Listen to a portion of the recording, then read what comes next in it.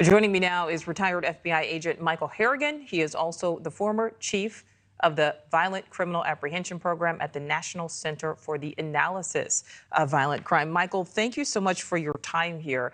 So we just heard that report from Evan, and there was really so much we just don't know. Why are police releasing such limited information, especially if they're also naming a suspect?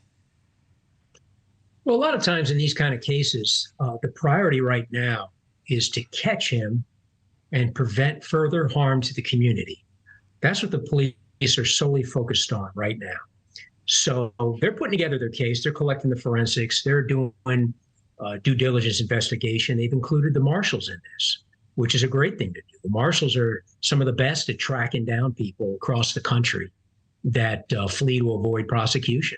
But at this point, they have to hold it close to the vest and really keep that focus, keep the communication with the community going, looking for tips, input, and hopefully this man will be taken off the street before he can harm anyone else. Yeah, certainly. You know, Michael, something that stood out to me, police are saying LaPere likely did not know her alleged killer, but that doesn't mean this wasn't potentially a targeted attack, because it's still trying to figure out why he was even in her complex, why this happened.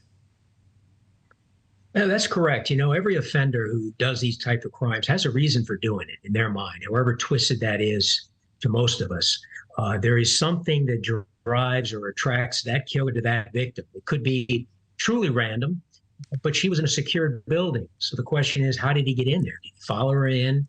Did he have a relationship with someone else in the building? Maybe he was visiting in a nearby apartment and noticed her and made plans. Could have been on the spur of the moment. It's hard to say, but with every killing, there is some connection between a killer and a victim, even if it's just in the moment of death. The question the police are looking at, and probably why they identified him so quickly, is they had some indication there pointed right to him, whatever that is, whether some witness gave some information or whether there was some other information out there that put these two somehow in connection with each other prior to the crime. And Michael, you mentioned the fact that there's a search happening. You mentioned the U.S. Marshals. What is likely happening right now behind the scenes? What we don't know, what we're not being told. Well, the Marshals, as they do their work, they partner with the local police. So they're working closely with Baltimore.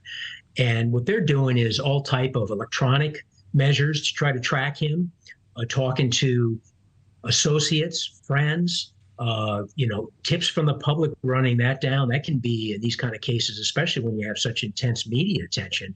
You can get a lot of tips and a lot of information that comes in that has to be vetted through the police and through the Marshals. And they're out there spending a lot of hours on the street looking for this guy. But how they do it, it all depends on the information they get. Absolutely. Michael, last question for you. How critical is the public's help going to be in potentially solving this case? It's absolutely critical. And the role you and your colleagues are doing in the media helps to bring this case to light, and the constant attention on it only spurs more public input. And that's what you want. You want people to report, even if they feel, it could be him, may not be him, whatever. Call it in, make the report, and the police will separate dead-end leads from actionable information. But having this in the news is critical. And we hope that he is caught soon. Michael Harrigan, thank you so much. You're welcome. Thank you for watching. Go to newsnationnow.com to find News Nation on your television provider. And don't forget to click the red subscribe button below to get more of News Nation's fact-driven, unbiased coverage.